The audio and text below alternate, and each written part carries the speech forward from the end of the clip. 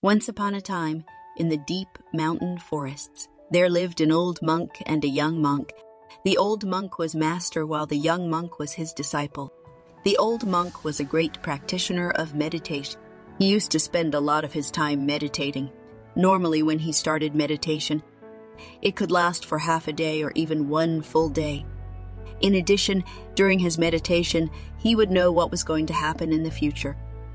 So one day, the old monk meditated, and suddenly he found out that his young disciple was going to die in 8 days. Therefore, the master called the disciple and said, "Dear, I am going to give you a 8-day holiday so that you can go home and see your family." "Really? That's very good, master. Thank you," said the young monk. "In fact, I have been feeling quite homesick for some time." Master said, "But remember that you must come back here by the 8th day. Go now. I will wait for you to come back." "Okay, master, please take care of yourself. I will leave now," said the young monk. And saying this, the young monk went down the hills, without realizing that in the eyes of the old monk, there was a sadness and a sense of reluctance to see him leave. After a long walk on the way, disciple stopped at the bank of the stream to drink some water. As he was getting thirsty, then he saw that there was an ant's cave, in which countless ants were going in and out. He stayed there to watch for a while with interest, and when he was just about to leave, he saw that the water of the river was rising. He said to himself, "Oh, the water level of the stream is rising. The ants will be drowned if it kept rising like this." In fact, it was raining upstream for the last few days continuously, and therefore the water level at the downstream was starting to rise. He quickly took off his clothes and put some hard soil in it to make a protection wall along the cave.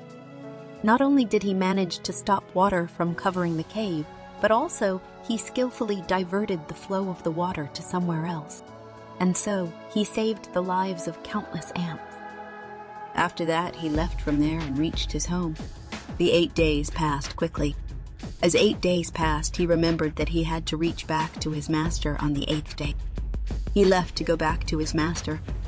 The old monk was strolling in the mountain forest sadly.